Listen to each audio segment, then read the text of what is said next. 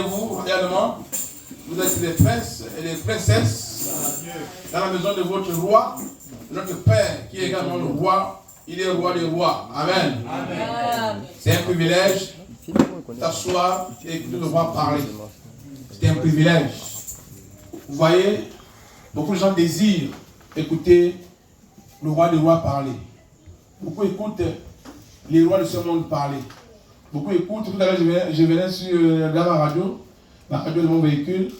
J'écoutais comment est-ce que le roi d'Angleterre parlait, parce qu'il reçoit aujourd'hui le président des États-Unis d'Amérique.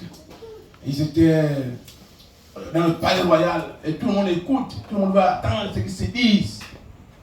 Mais nous devons plus désirer attendre le roi des rois. Amen. Amen. Voilà, c'est là que nous disons des gens. Et à chaque fois qu'on entend parler, c'est une grâce. C'est parce que cette voix s'est fait davantage rare. Le monde attend que cette voix rétablisse davantage. Mais aujourd'hui, elle s'est fait davantage rare. Amen. Amen. Voilà.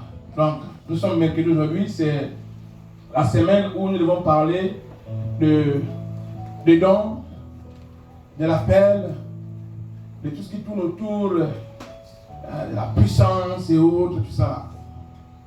Et j'ai médité là-dessus, que j'ai reçu le programme dans le groupe des responsables. J'ai reçu le programme.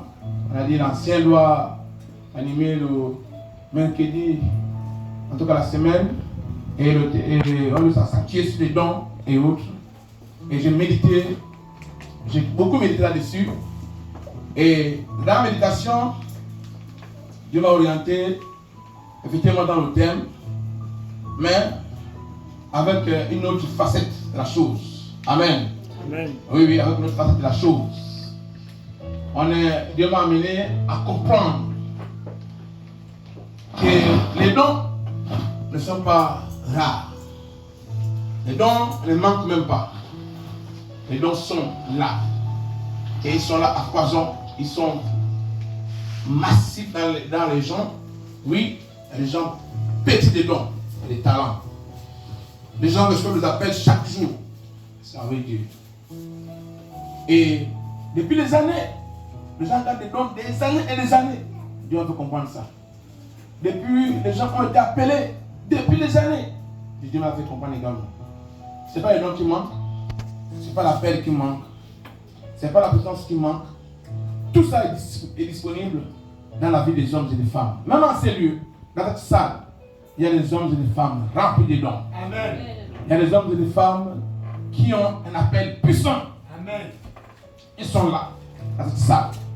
Et des milliers qui nous écoutent et qui nous écouteront, il y a parmi eux également des hommes et des femmes appelés, des hommes et des femmes remplis de dons, des hommes et des femmes petits de talents donnés par Dieu.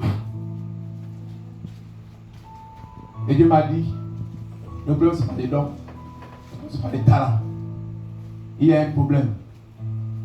Il y a un problème parce que au long de ma prédication, au long de cet enseignement qui commence aujourd'hui, nous allons comprendre une chose. Beaucoup de maisons, telles que là où nous sommes, on utilise pour parler aujourd'hui, comme on le fait, on attend l'écho du micro, on attend le son du piano, on peut voir la lumière. Si on a la possibilité de voir ces choses, parce qu'il y a de l'électricité. Amen. Amen. Il y a de l'électricité. Et tous ces quartiers et tout Libreville est rempli d'électricité. Amen. Amen. Et nous avons tous la même source d'énergie. C'est-à-dire que le même courant qu'il y a ici, c'est un courant qui est chez le monsieur qui est en haut là, c'est un courant qui est là-bas. Mais ce soir, on utilise le courant ici pour prêcher la parole. Il y a ceux qui utilisent le courant en haut là-bas pour couper les fers. Il y a ceux qui utilisent le courant là-bas à Cyclades pour essayer de réparer les trains. Il y a ceux qui utilisent le courant quelque part au cyber pour tirer les papiers. Mais l'électricité est là. Amen. L'électricité est disponible. Mais ça dépend de ce dont on veut faire avec l'électricité. Amen. Amen. Je t'ai dit, mais c'est quoi cette source d'énergie? C'est quoi l'électricité? Pourquoi tu me prends cette image? Il a dit pour nous, l'électricité est un personnage. L'électricité est une personne. Qui est là? Quelqu'un qui est venu vivre sur la terre seulement pour mettre l'électricité, pour que les dons fonctionnent, pour que les appels soient efficaces, pour que la vie chrétienne soit celle qu'elle doit être. Cette personne est là. C'est elle qui est la source de l'électricité. Les chrétiens peuvent être au Gabon, peuvent être en Chine, en Inde, aux États-Unis. Mais tous ces chrétiens ont besoin de cette source d'électricité pour fonctionner. Mais le problème, c'est que cette personne qui est venue et qui est censée être la source d'électricité, cette personne n'est pas écoutée, n'est pas respectée, elle n'est pas prise en compte. Si on oublie l'électricité, on ne peut pas prêcher le micro comme on le fait. Et l'une des choses, quand j'ai habité dans cette maison avec mon papa, il me disait souvent dans les réunions qu'il faisait, il me disait, mon fils, on avait les locataires réfractaires. Il disait, mon fils, les locataires peuvent ne pas payer le courant, ne pas payer la maison, ils vont payer après qu'ils ont trouvé l'argent, c'est vrai, mais il faut impérativement que les locataires s'acquittent de tickets de la SCG. Parce que la SCG, moi je ne cherche pas la SCG. Les maisons sont à moi, mais le courant n'est pas à moi. Il faut payer le courant. Et c'est ce que nous disait, c'est ce que nous relayons aux locataires. Papa a dit, comme tu as dit, tu peux payer la maison après. Tu peux avoir les arriérés de payer la maison. Mais il ne faut pas avoir les arriérés de courant. Parce que la SCG ne t'attend pas. Les chrétiens s'occupent de tout. Les chrétiens respectent tout. S'intéressent de tout. Mais sauf de la source d'énergie. Les chrétiens cherchent les dons. Ils cherchent les dons. Ils cherchent les talents. Mais ils n'ont pas quoi faire fonctionner les talents. Voilà.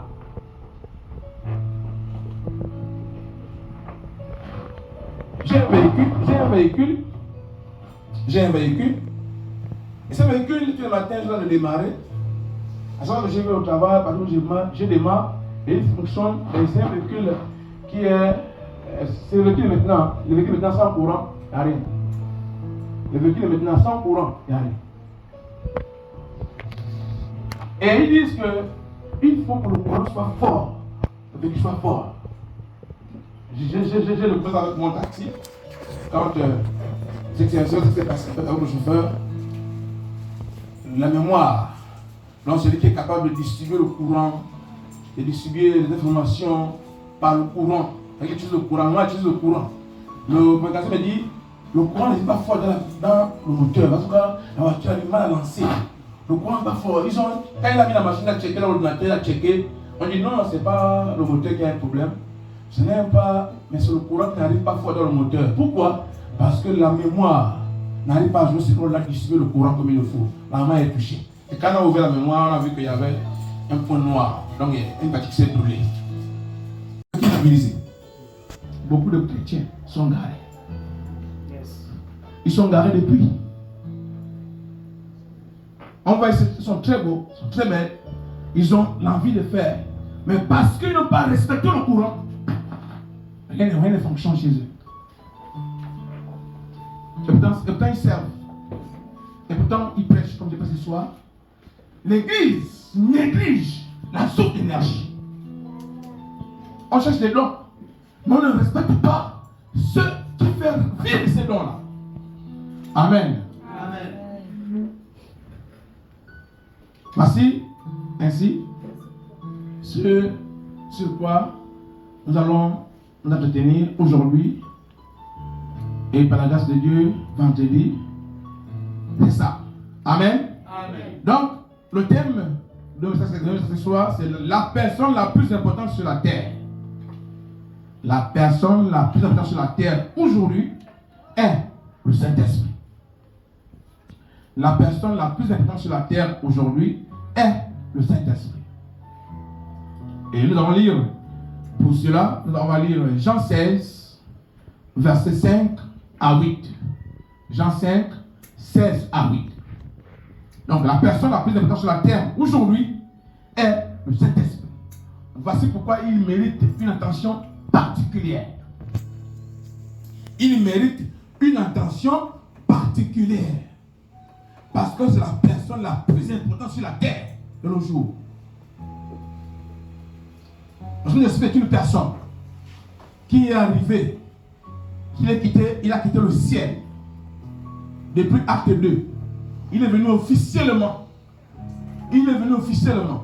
Et sur la terre, on peut avoir son adresse. Il y vit jusqu'à ce que nous quittons l'église qui est dans cette terre. Cet homme vivra sur la terre avec nous.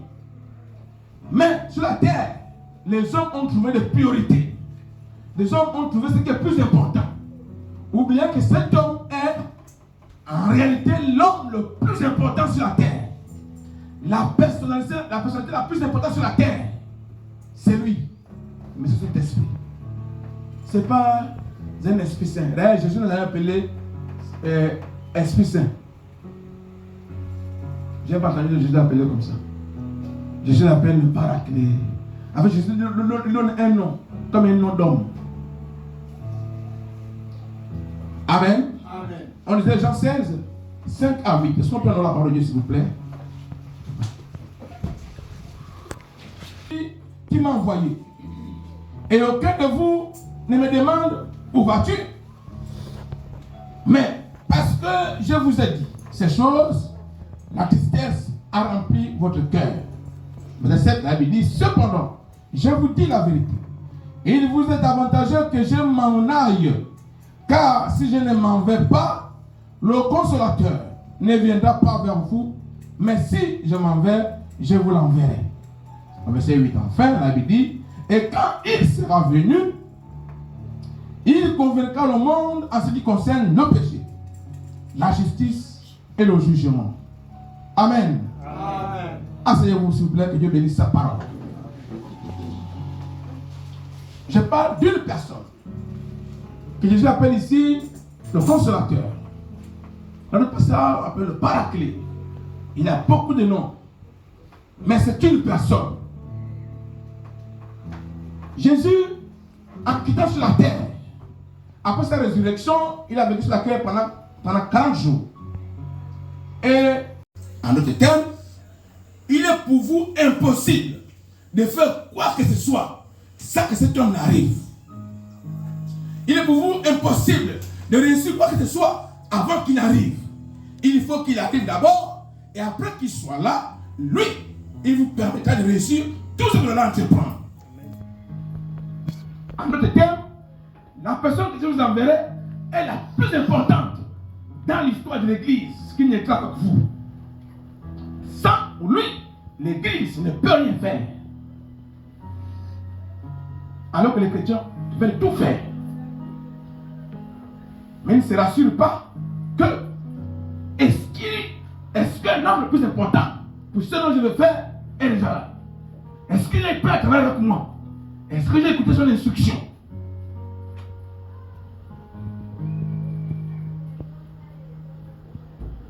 À la lecture de ce passage, nous comprenons distinctement que le Saint-Esprit n'est pas seulement un esprit, mais c'est une personne. Et toute personne, et comme toute personne, il a une personnalité. Et il a aussi des sensibilités. Et il a aussi un caractère. Le Saint-Esprit, c'est une personne. Et comme toute personne, il a une personnalité. Il a un caractère.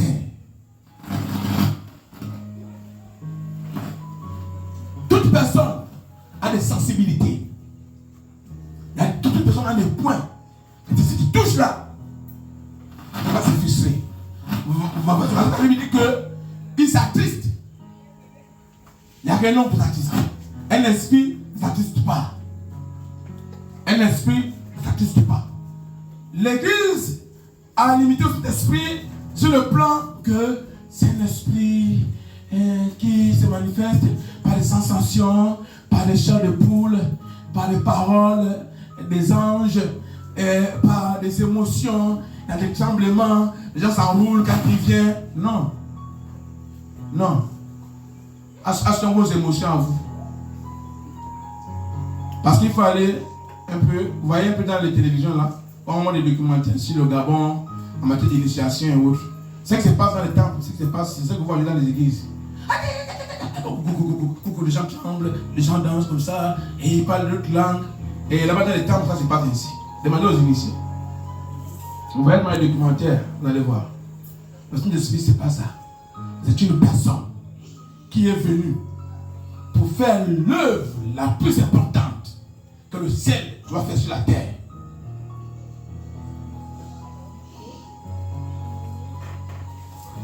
Retenons que j'ai dit, qui n'aime ce qui n'aime pas, c'est une personne. Quand on dit c'est un esprit, bon, on fait comme on veut l'esprit, là, non, c'est une personne. Quand un homme qui vit avec sa femme, il dit, ça ma femme n'aime pas, la femme dit, ça mon mari n'aime pas. On dit, ça mon père n'aime pas. Et quand ton père est là, on est tranquille parce qu'il n'est pas qu'on soit déshonoré. Quand notre mère est là, on est tranquille parce qu'on sait que notre mère n'est pas au désordre. Mais la personne la plus importante sur la terre, on ne cherche pas à comprendre ce qu'il veut, ce qu'il ne veut pas.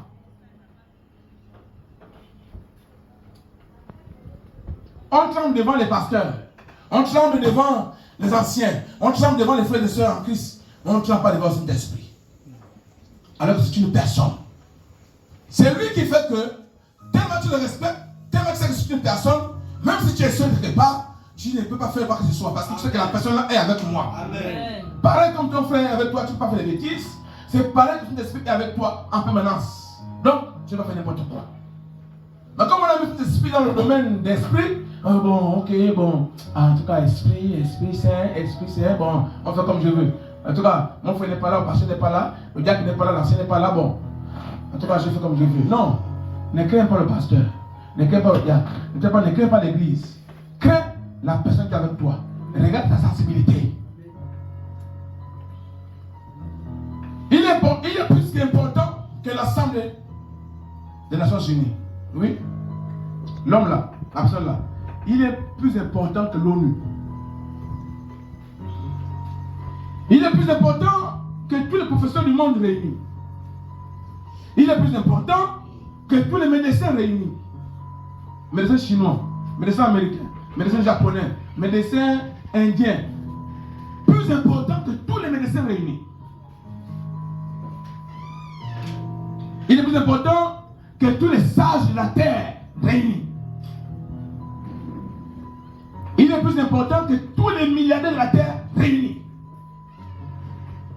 Il est plus important que tous les rois de la terre réunis. Il est plus important que le gouvernement gabonais. Il est plus important que le président de la République gabonaise. Il est plus important que tout.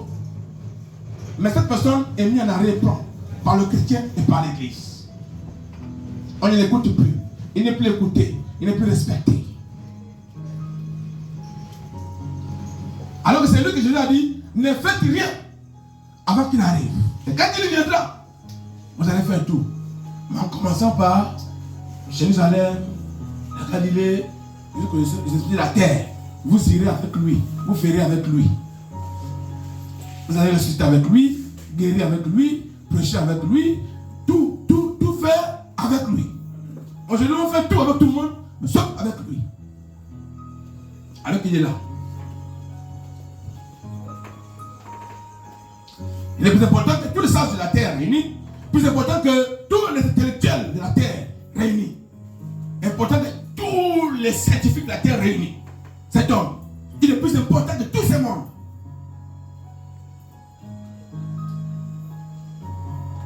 Pourquoi? Parce que celui qui est venu finaliser l'œuvre du Père sur la terre, c'est lui qui l'a fait et non toi. C'est lui qui l'a prêché et non toi. C'est lui qui l'a chanté et non toi. C'est lui qui l'a guéri et non toi.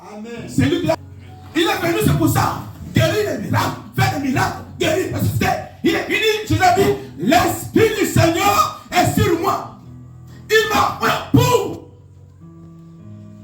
Lisons Ésaïe 61. Lisons ça. Lisons s'il vous plaît. Ésaïe 61.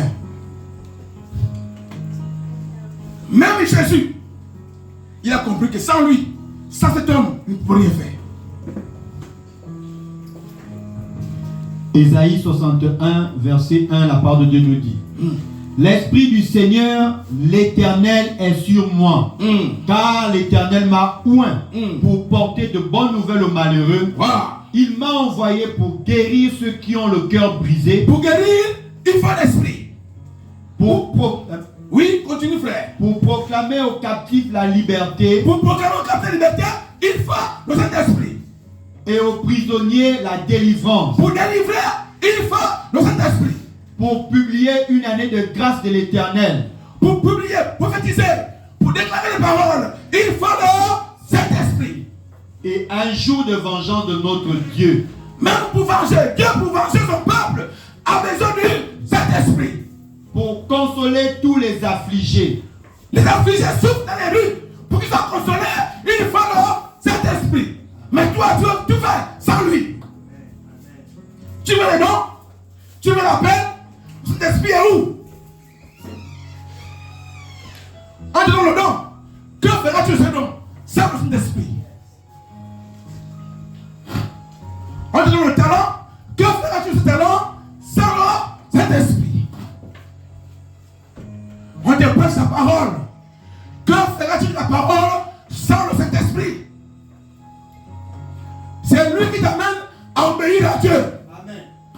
C'est pas toi-même ta force qui te fait obéir à Dieu. C'est faux. C'est lui. Sans le Saint-Esprit, tu vas mener une vie chrétienne bizarre. Amen. Amen. C'est lui qui donne l'essence et l'efficacité à la vie chrétienne. Amen. Tu veux les dons? Oui. La semaine des dons. La semaine des talents. La semaine de l'appel. Oui. Que feras-tu des dons, des talents, des appels sans la personne là?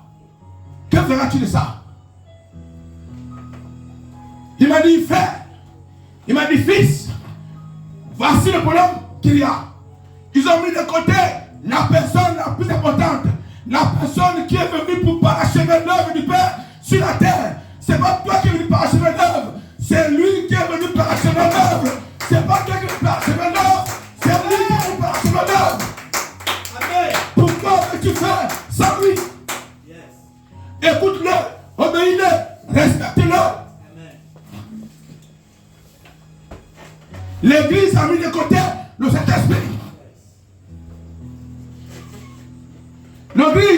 L'église a choisi l'argent, a choisi des poteaux humains, comme on dit, les relations humaines. L'église fait que le ministre prie dans l'église. Alors ce ministre prie ici, nous sommes en sécurité.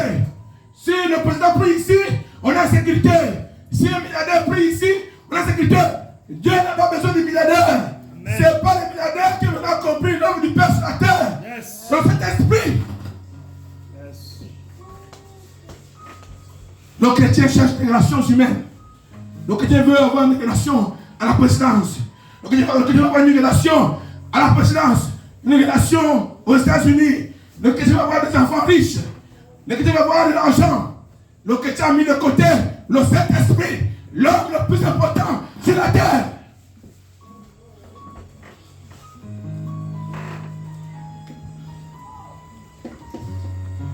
L'œuvre la plus importante n'est pas le maintien de l'ordre.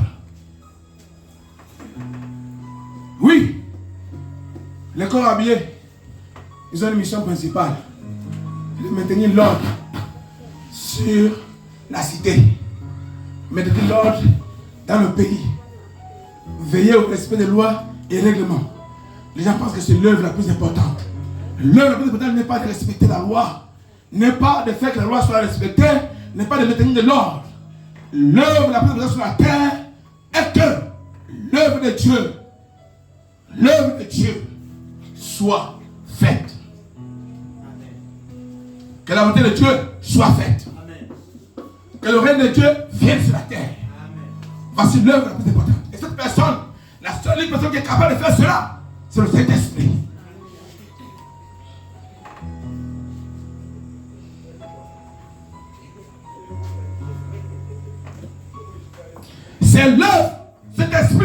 qui est l'œuvre la plus importante. Ce n'est pas ton œuvre. Tu te crois important. Tu ne veux plus louer Dieu. Tu ne veux plus adorer Dieu. Tu ne veux plus respecter Dieu. Parce que tu es responsable. Parce que tu es important. Parce que tu as une responsabilité. Parce que tu es, si tu es DG, tu es président. Ce n'est pas la présidence que tu exerces qui est plus importante. Ce qui est important, c'est l'œuvre de Saint-Esprit sur la terre. Ce qui est important. L'Ancien Testament est venu. Est vu comme l'œuvre du Père. L'Ancien Testament est vu comme l'œuvre du Père. Oui. Le Nouveau Testament est vu comme l'œuvre de Jésus-Christ. Est-ce que vous m'écoutez? L'Ancien Testament est vu comme l'œuvre du Père. Le Nouveau Testament est vu comme l'œuvre de Jésus-Christ. Mais l'œuvre de nos jours, les temps où nous sommes, les temps qu'on appelle les derniers temps, ces temps sont pour le Saint-Esprit. Ces temps, l'œuvre qui doit se faire dans ces temps, les temps où nous sommes là, le temps de la fin, c'est l'œuvre du Saint-Esprit. À tel point qu'aucun homme ne peut rien faire sans lui. Amen. Il faut me suivre. Hein? Je suis là en train d'introduire ces messages très puissants. Ces messages très puissants parce que moi j'ai cherché à méditer sur les dons, sur les talents, sur les prophéties, sur l'appel. Dieu m'a orienté ici. J'ai voulu faire un peu genre, il m'a mis ici. J'ai laissé mes méditations. Ouais, j'ai d'autres messages que j'ai laissés inachevés. Je n'ai pas encore terminé. Pour travailler sur ces messages que j'ai laissés par la part du Seigneur.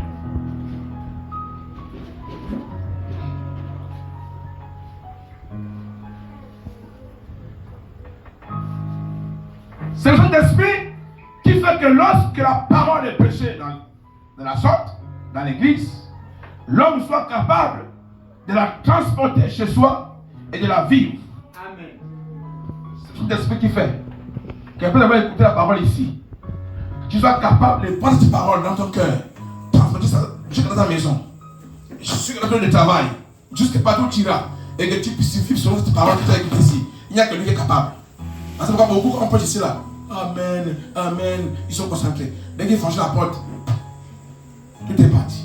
Demain, frère, qu'est-ce qu'on a parlé à l'église hier? Il est perdu. Parce que ce n'est pas du ressort de l'homme de retenir la parole. Ce n'est pas du ressort de l'homme de pratiquer la parole. C'est le ressort du Saint-Esprit. Quand le temps de la fin, c'est l'œuvre du Saint-Esprit. En toutes choses, c'est lui. Amen. Il dit, je mettrai mes lois dans leur esprit. Dieu n'a plus besoin que ça soit, aujourd'hui, hein, que ça soit une pierre qu'on écrit bien mûre, qu'on écrit les lois de Dieu dessus. Tu ne tueras point. Non. Dieu a besoin d'imprimer les lois, les instructions du ciel sur une pierre, sur un cahier. Non, Dieu a besoin de l'esprit pour que la loi du ciel soit dans l'homme. C'est l'esprit qui transmet la loi du ciel pour le mettre dans le cœur de l'homme. C'est l'esprit.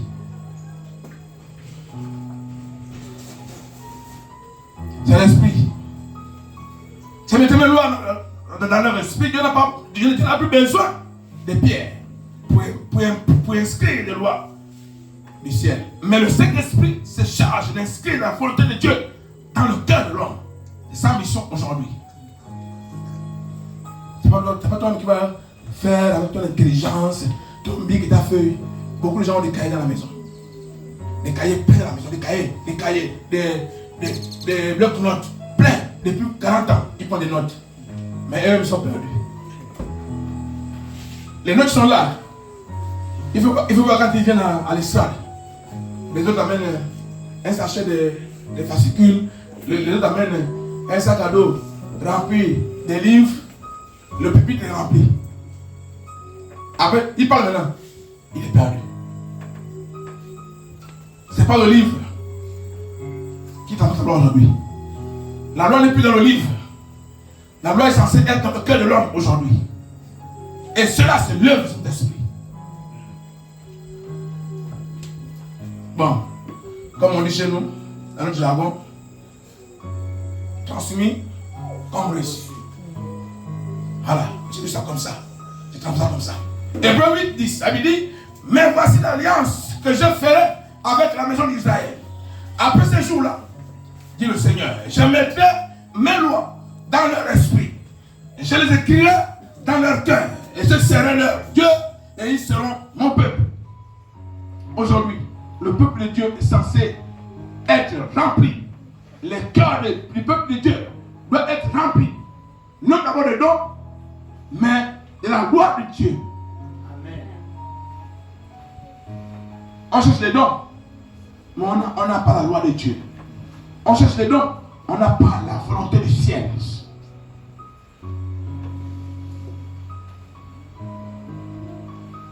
C'est là où se trouve la distinction aujourd'hui.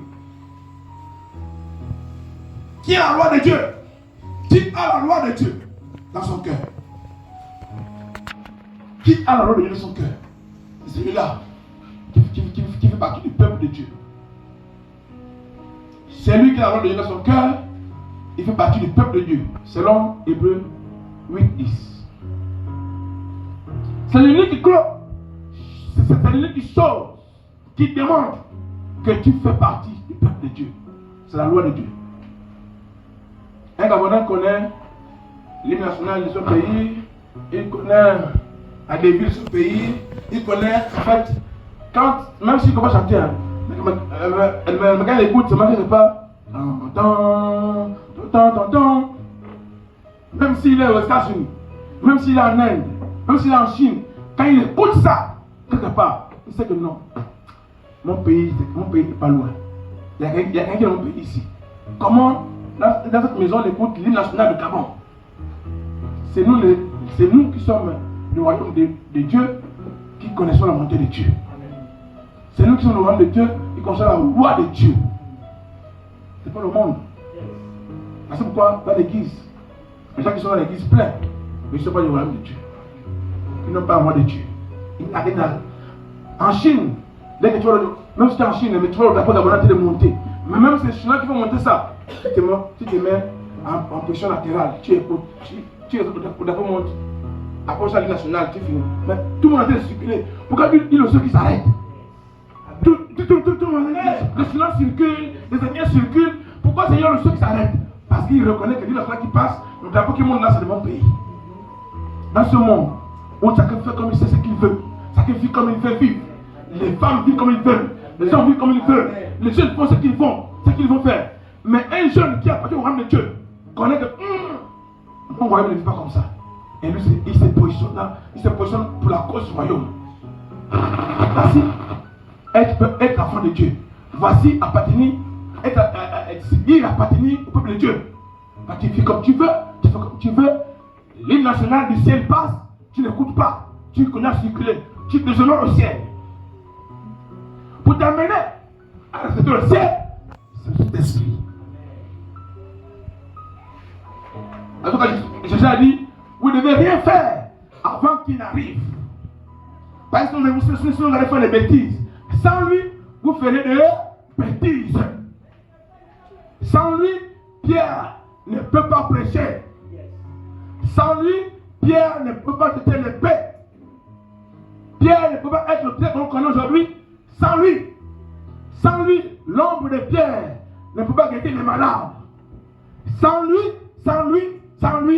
il n'y a aussi rien.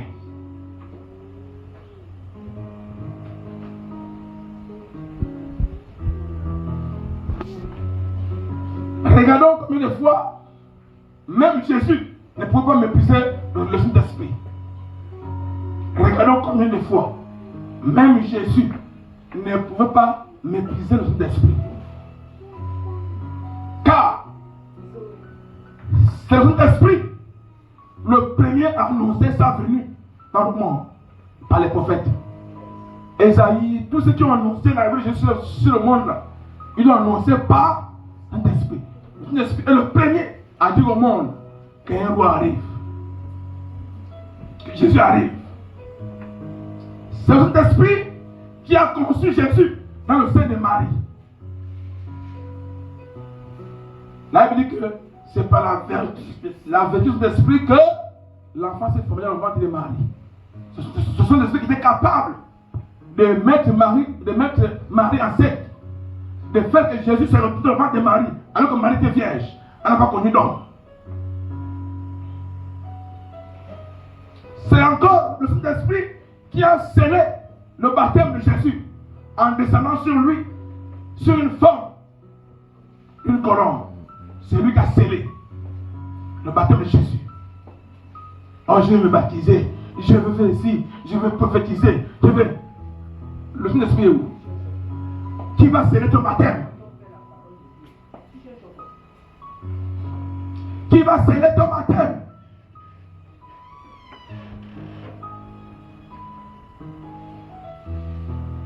Il a conduit, c'est encore lui, il a conduit Jésus dans le désert pour se rassurer qu'il était finalement prêt pour la mission.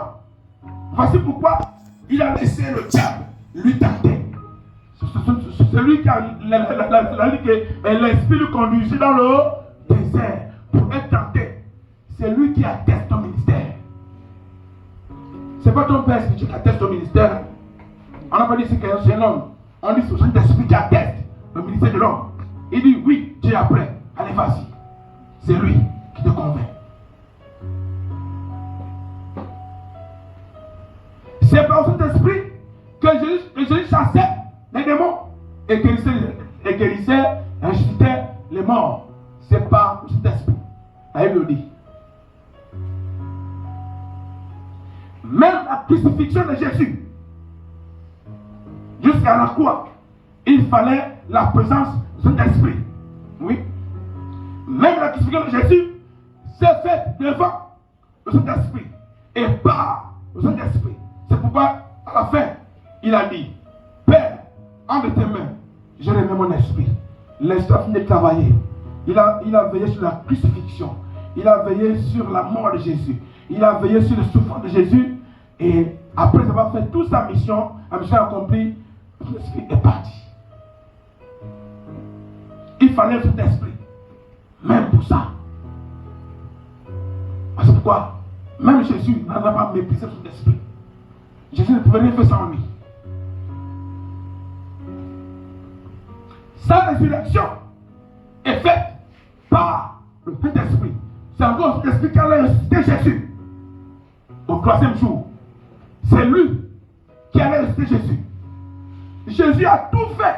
Il n'y a pas un petit détail de la vie de Jésus qui a été fait sans le Saint-Esprit. Les 0 à 33 ans, Jésus a opéré avec le Saint-Esprit. Et toi, tu es fait seul. Tu es qui? Tu es qui? Romains 8, 11. Et si l'Esprit est celui qui a ressuscité Jésus, donc on voit que c'est l'Esprit qui a ressuscité Jésus.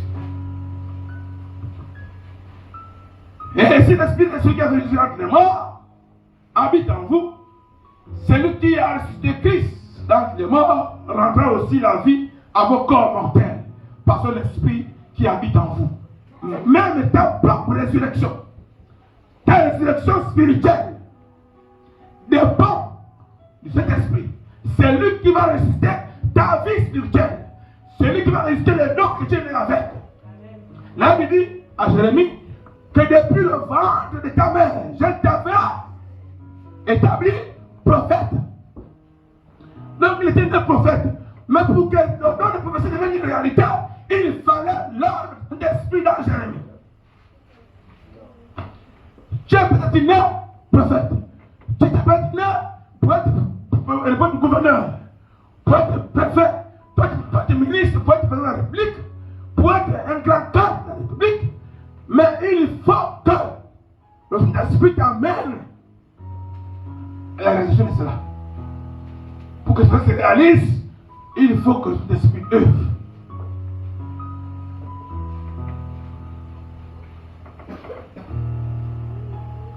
Même son ascension, même l'ascension de Jésus, c'est faite par le Saint-Esprit. Même l'ascension de Jésus, pour qu'il monte au ciel, après 40 jours de sa résurrection sur la terre, pour qu'il monte au ciel, il fallait le Saint-Esprit. Mais toi, tu veux monter dans les sommets sans le Saint-Esprit. Qui es-tu? Tu veux être le plus grand prédicateur sans le Saint-Esprit. Qui es-tu? Tu veux être le plus grand leader, mais sans le Saint-Esprit. Qui es-tu? Tu veux être le plus grand docteur, le plus grand apôtre, le plus grand pasteur, sans cet esprit. Mais qui es-tu?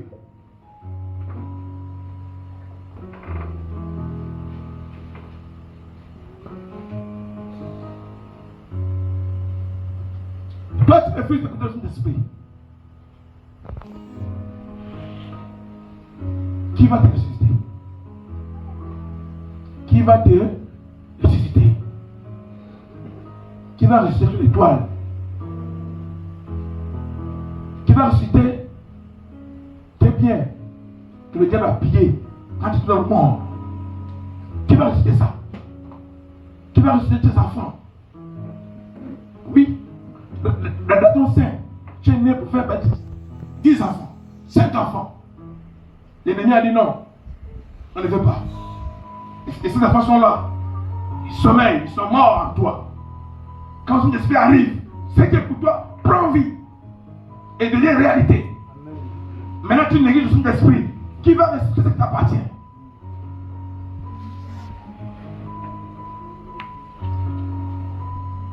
Qui va ressusciter? Qui va ressusciter ton mariage? Qui va ressusciter tes affaires, tes finances? Qui va les ressusciter? Ce n'est pas tes relations, ce n'est pas ton intelligence, ce n'est pas ta sagesse humaine. Qui va ressusciter ta santé? Qui va la ressusciter? Tu peux te demander de manger, de parler, mais la santé est bon, tu le pries. Qui va la ressusciter?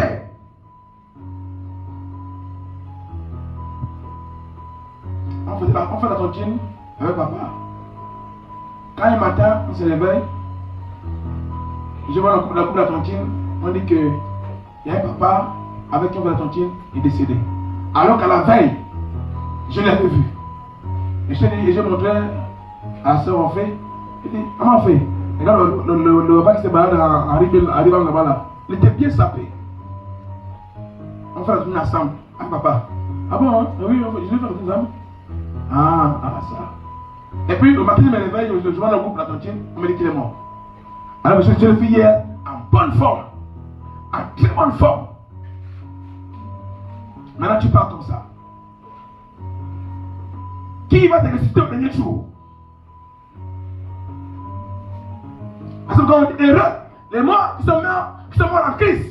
Car si tu es mort en Christ, en bon terme avec la personne, cet esprit, je disais que cet esprit est une personne. Il faut garder une bonne relation avec lui. Si tu meurs en ayant une bonne relation avec lui, au dernier jour, il se chargera de ressusciter d'entre les morts. Et tu vivras éternellement avec lui dans le ciel. Maintenant, tu manques toujours de respect à cette personne. Tu t'en fous d'elle, tu ne l'écoutes pas, tu l'insultes par ta vie. Après tu meurs, pas te ressusciter. Non. C'est le courant. Il faut payer le courant à la SCG. Pour que tu aies le courant de ta maison, il faut payer le ticket à la SCG. Sans tu ne payes pas le ticket, il y a le courant, il n'y a pas le courant chez toi. Il y a des chrétiens qui sont sans courant chez eux. Ils sont dans le noir. Ils sont chrétiens, mais ils sont morts. Et les ténèbres chez eux. Il n'y a pas la lumière qui vient par le Saint-Esprit. Pourquoi est-ce que nous négligeons autant le Saint-Esprit? Pourquoi on vit mal? À cause de sa petite guerre de ce monde. À cause des petits plaisirs de ce monde. On manque de respect à la personne la plus importante de la Pourquoi? Église de Dieu. Pourquoi? À cause de l'argent. Pourquoi? Pourquoi?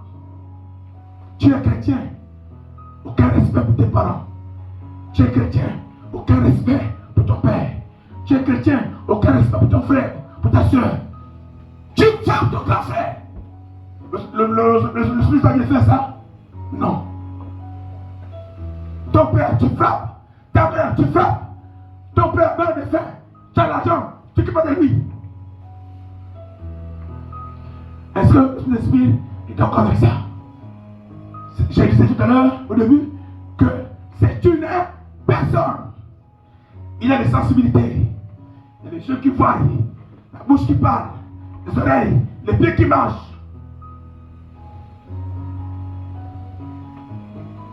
Je suis à bon terme avec mon frère. Patrick, on a bon terme. Malgré qu'on soit chrétien, malgré le fait qu'on soit chrétien, si je commence à toucher sa personnalité, il va se frustrer. Il me dira bonjour, c'est vrai, mais je l'ai déjà blessé. J'avais déjà blessé. Les hommes se blessent. Le Saint-Esprit aussi se blesse parce que c'est un homme. On le blesse trop et tous les jours on le blesse. Donc on vient faire semblant ici.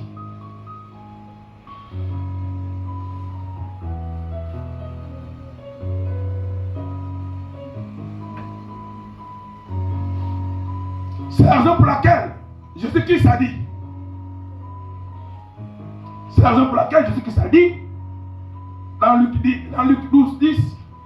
Et quiconque parlera contre le Fils de l'homme, il lui sera pardonné. Parce que le Saint-Esprit, c'est la personne la plus importante sur la terre. C'est la personne qui a la mission de parachever l'œuvre de Dieu sur la terre. C'est la personne que le monde attend que l'Église puisse se révéler. Parce qu'elle est très importante. Jésus a dit, quiconque parlera contre le Fils de l'homme, il lui sera pardonné. Si tu parles contre Jésus, tu craches sur Jésus, tu t'en fous de Jésus, il te sera pardonné. Il te sera pardonné. C'est normal. Jésus est là au ciel là-bas. La Bible dit qu'il est à la droite du Père. Mais c'est lui qui vit avec nous, à côté de nous, qui est près de nous, à nous.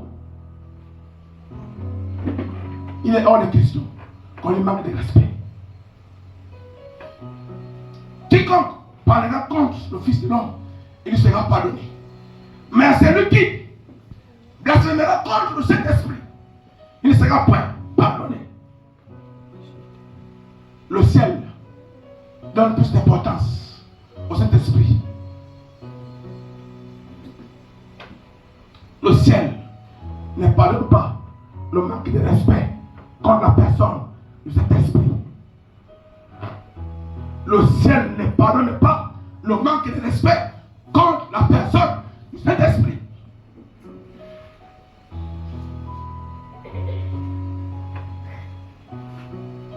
Laisse un président te poursuivre. Laisse un gouverneur te poursuivre. Laisse un général te maltraiter. Mais sois en bon terme avec cet esprit. Parce que lui seul peut te sortir des griffes du général. Lui seul peut te sortir des griffes du président de la République. Lui seul peut te sortir des griffes de la mort. C'est la raison pour laquelle il ne faut jamais manquer de respect. Manquer de respect à une personne, manquer de respect à mon père ici, c'est pas que je suis venu ici être là, papa, commencer à avancer des paroles blessantes. Non.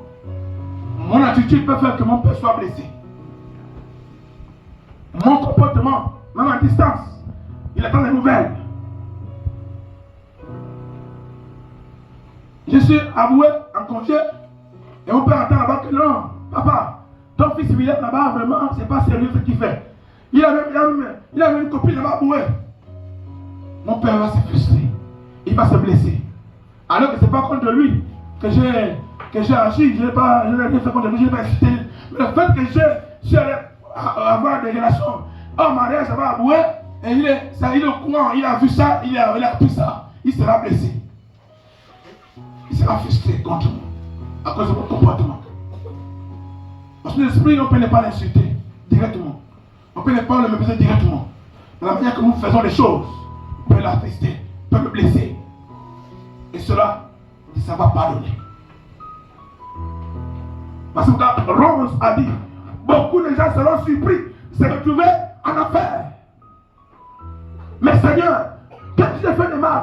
J'ai fait ça, j'ai prêché, j'ai chanté, j'ai adoré, j'ai fait ça. Oui, mais tu as manqué de respect à la personne la plus importante qui est avec toi sur la terre. Et quand tu regardes le Père, il est là à côté, toujours doux. Il n'est pas imposant, il n'impose pas, il n'est pas dictateur, il est doux. Il laisse que toi tu dises oui, après il agit. Mais tant que tu n'écoutes pas, il est là seulement. Il n'impose pas. Sa voix, même moi je parle fort, hein, mais lui il parle doucement. C'est la personne la plus fragile par rapport à la sensibilité dans l'activité. Parce que pourquoi il ne faut pas le blesser? Il s'attriste rapidement. Vous savez, entre les enfants, il y a ceux-là qui sont complètement foutistes. Il y a d'autres qui sont sensibles. Donc tu touches un peu, tu l'as blessé un peu, il est là, à son côté. C'est comment? Pourquoi? Oh non, parce que hier, tu as blessé. Ah, viens bébé, maman, viens, c'est fini. Pardonne-moi, vas-y. Après, elle n'est pas en jouer. Mais d'autres, tu tapes pas. Il s'en fout, il est tout pour lui. Dans l'activité, méfions-nous de cet esprit. C'est le seul qu'on a dit qu'il s'attriste. Le Père n'attriste pas. Et Jésus ne s'attriste pas. Le seul qui s'attriste, c'est lui. Donc il a le sentiment. Le croyant n'est pas. Le croyant n'est rien. Il n'est pas quelque chose sans cet esprit. Le croyant même lui-même n'est rien sans cet esprit. On a vu dans que Jésus ne pouvait rien faire sans cet esprit. Amen. Amen. On a vu que Jésus a tout fait avec et pour et par le Saint-Esprit. Aujourd'hui, le croyant aussi, nous qui vivons à l'image de Jésus, nous aussi on ne peut rien faire aujourd'hui sans le Saint-Esprit.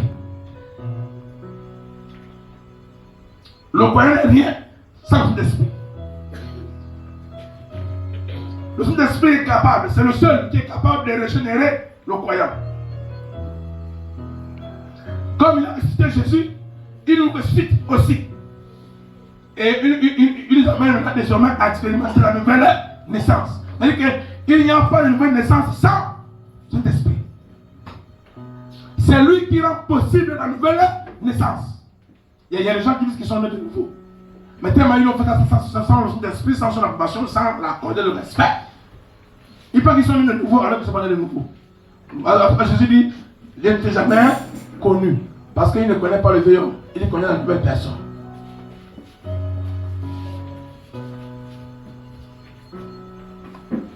Le Saint-Esprit, c'est celui-là qui est capable d'habiter dans le croyant.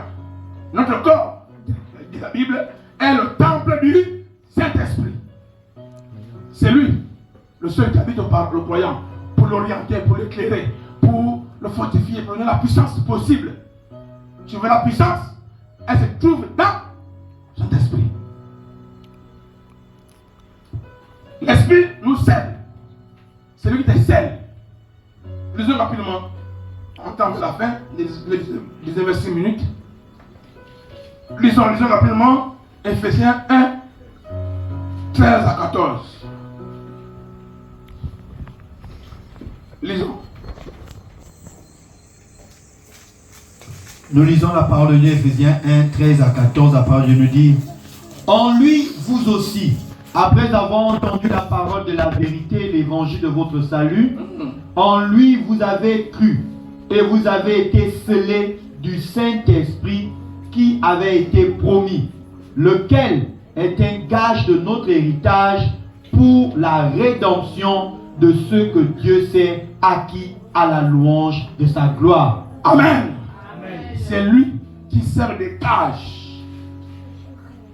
C'est lui qui sert de cage. Vous voyez, quand tu peux prêter de l'argent chez les personnes. Vu l'importance de la somme, ils exigent, tant pour moi, souvent des gages. Amen. Il dit, tu as quoi comme bien précieux que je peux. Vous voyez la banque. La banque dit, tu es un entrepreneur. Pour que tu aies mon argent, mets des choses en gage. Il dit, j'ai 2 villas, j'ai un V8. Il dit, bon, la banque dit, mets ça en gage.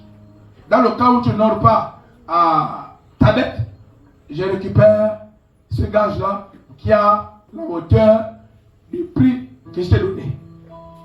Le Saint-Esprit est celui qui est capable de jouer le gage pour ta vie chrétienne, des gages pour ta puissance, des gages pour tes dons.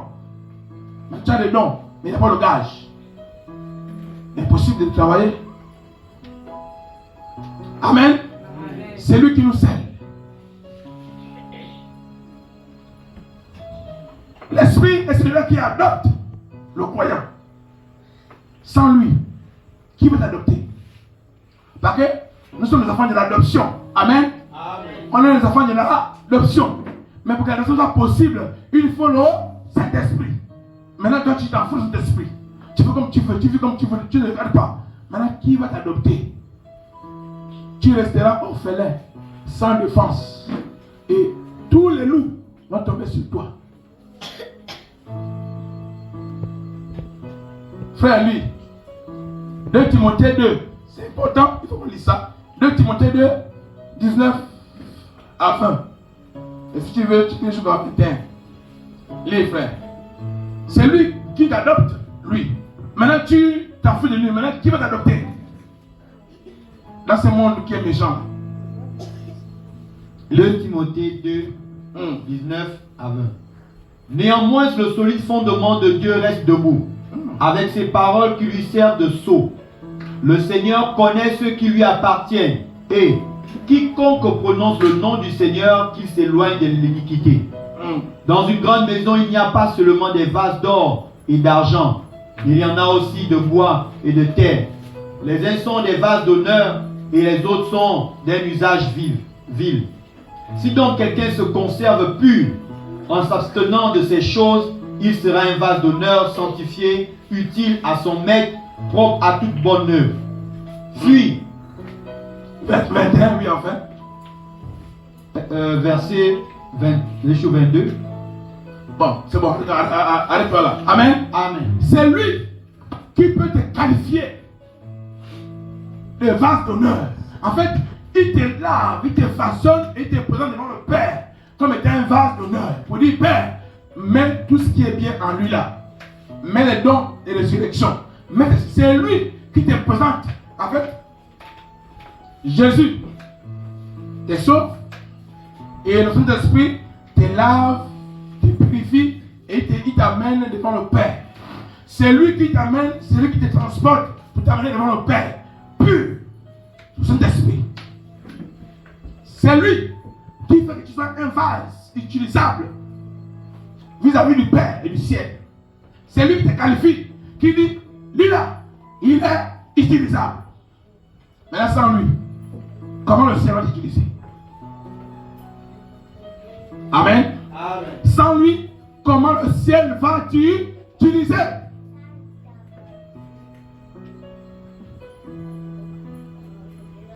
Aujourd'hui, on va s'arrêter dans 1 Jean 2, verset 27. C'est lui qui peut te oindre de l'onction. C'est lui qui peut te oindre de l'onction. C'est lui qui te donne la puissance. C'est lui qui te donne la puissance. C'est lui. Tu veux l'onction? Tu veux la puissance pour résister les morts? Tu veux la puissance pour prêcher? La puissance pour louer? Tu veux la Shekinah? Ok. Respecte la parole de Saint-Esprit. Obéis-le. Frère, lis dans 1 Jean 2, 27. Et aujourd'hui, ça fait là aujourd'hui. 1 Jean 2, 27, la parole de Dieu nous dit: pour vous, l'onction que vous avez reçue de lui demeure en vous, et vous n'avez pas besoin qu'on vous enseigne. Mais comme son onction vous enseigne toutes choses, et qu'elle est véritable et qu'elle n'est point un mensonge, demeurez en lui selon les enseignements qu'elle vous a donnés. Amen. Amen. Voilà. si l'onction est mise là en lieu et place de la personne du Saint-Esprit. C'est lui, l'origine de la puissance. En tout cas, il parlait de l'électricité. Pour que ma meule coupe le fer, fait que ma meule soit branchée au courant. Pour que mon congélateur puisse glacer mon sanglier, il faut que mon congélateur soit branché au courant. Pour que ma télévision puisse monter le match du Barça, il faut que ma télévision soit branchée au courant. Et pour que le courant alimente ma télévision, il faut que je paye le courant. Payer le courant, c'est respecter le Saint-Esprit. Considérer la personne du Saint-Esprit. Est-ce que tu la considères? Quelle place tu as donné au Saint-Esprit dans ta vie? C'est pourquoi tu t'engages pour lui dans le congélateur. C'est pourquoi tu suis vraiment tu bats ça. Je paye le noir. Parce que tu vas brancher à la source d'énergie. C'est pourquoi ton ministère est foi. Ton ministère est foi. Ton ministère est tiède. Ton ministère, quand tu exerces, on ne ressent rien. Parce que tu vas brancher à la source d'énergie. La télévision 52 pouces est là. Mais on évoque le noir. On apprécie l'écran. Oh, c'est joli, hein. C'est quoi? Oh, c'est Sharp. Oh, Sharp, c'est une marque européenne, une marque allemande. Oh, Sharp, c'est beau, hein. Oh, Sharp, hein. Sharp, hein. Sharp. Mais Sharp est là. Ce pourquoi Sharp est venu n'est pas. On ne bénéficie pas de ça. Sharp est là. Mais Sharp n'est pas branché au courant. Sharp, on voit que du noir. C'est joli. Tu es joli. Ton ministère est joli. Quand on te voit chanter, la voix est belle. On te voit exercer. C'est bon. Le message est beau. Mais le message n'est pas connecté à la source d'énergie. Et la puissance n'y est pas. La puissance n'y est pas. Et le monde dit, on attend avec ardent désir que les chrétiens soient branchés à la source d'énergie. C'est même les païens qui réclament ça de toi. Mais toi aussi, il a dit qu'il est chrétien, non? Il dit qu'il est pasteur. Mais c'est pareil comme avant. Il n'a pas changé. En d'autres termes, il n'est pas branché à la source d'énergie. Elle a dit qu'elle est chrétienne, non? Elle dit qu'elle est diaconesse. Mais quand on voit ta vie, avec la vie d'avant, c'est la même chose. Seulement, tu t'as changé un peu d'appellation. C'est comme tu étais ici au Gabon, on t'appelait Gabon, on t'appelait. On disait que tu vis dans le continent européen. Tu vis dans le continent africain. Amen. Après, tu changes un peu de continent, tu vis maintenant en Europe. On va dire que tu es quitté le continent africain, tu vas dans le continent européen. Et là-bas, tu vas appeler la neige et autres. Le terre a un peu changé, mais tu es resté la même personne. Tu as juste changé peut-être le territoire, mais tu es la même personne. Encore pire, tu es venu dans un territoire où il faut que tu fonctionnes. Mais ici, tu ne fonctionnes pas. Il fallait rester dans un territoire au Gabon. Tu fais quoi en Europe? Tu fais quoi en Europe? On va se mettre debout.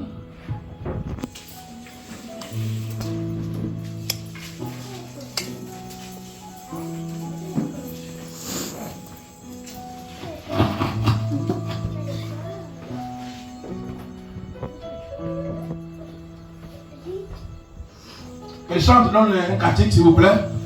Donc, avant, on va prier. Fraîche rosée, descendez sur nous tous, ô divines ondées, venez arroser-nous, fraîche rosée. Descendez sur nous tous, ô divines ondées, venez arroser-nous comme une terre à terre, soupir appelle du ciel, nous appelons la rosée. De ta grâce Emmanuel, fraîche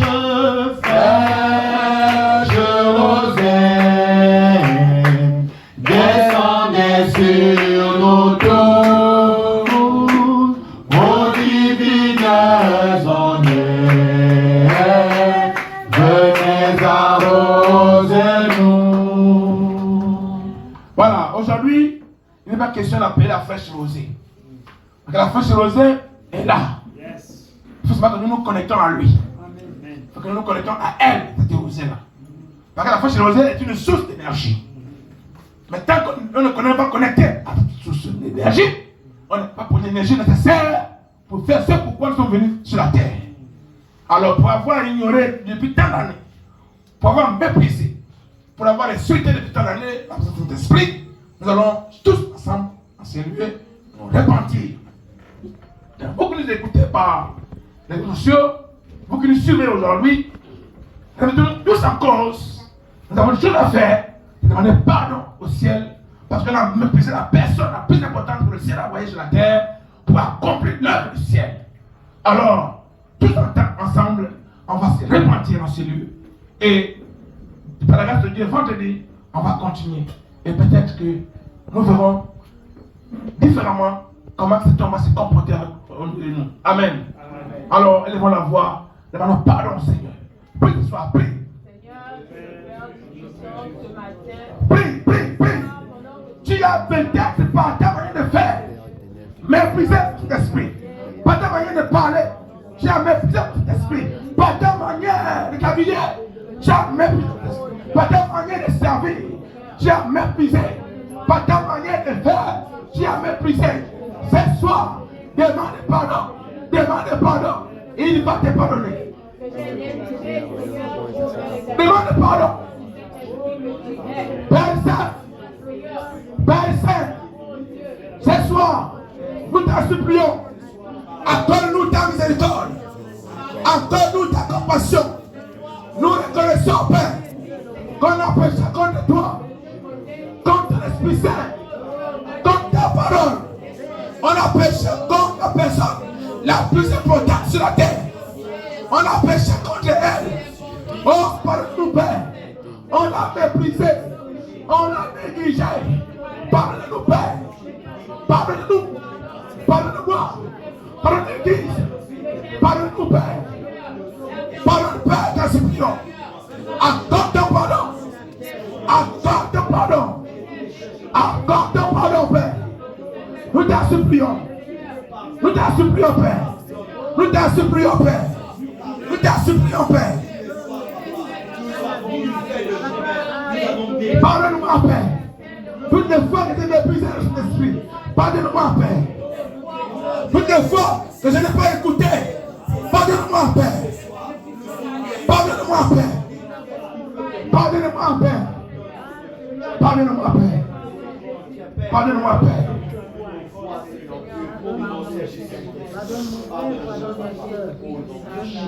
Amen. Alléluia. Voilà. Maintenant, on est pardon. Il avait dit à la femme prostituée, il avait dit, va, mais ne pêche plus. Il nous a pardonné. Maintenant, ne lui manquons plus de respect. Il nous a pardonné. Maintenant, nous devons le respecter. Nous devons l'écouter. Écoutons-le le plus souvent. Et nous verrons que notre manière de faire, notre production, ne sera plus simple. Elle sera maintenant accompagnée de la puissance. Parce qu'on est branché à la bonne source d'énergie. Amen. L'énergie que procure l'esprit est plus puissante que l'énergie nucléaire. Et il y a des pays où il n'y a plus de groupe, comme nous au Gabon. Eux, c'est l'énergie nucléaire. C'est-à-dire qu'ils ne connaissent jamais de coupure. Comme aux États-Unis, partout. Il n'y a jamais eu de coupure. Parce que là-bas, l'énergie, c'est l'énergie nucléaire. Mais l'énergie que procure l'esprit est plus puissante que l'énergie nucléaire. Mais sur les conditions, respectons-le, obéissons-le, considérons-le.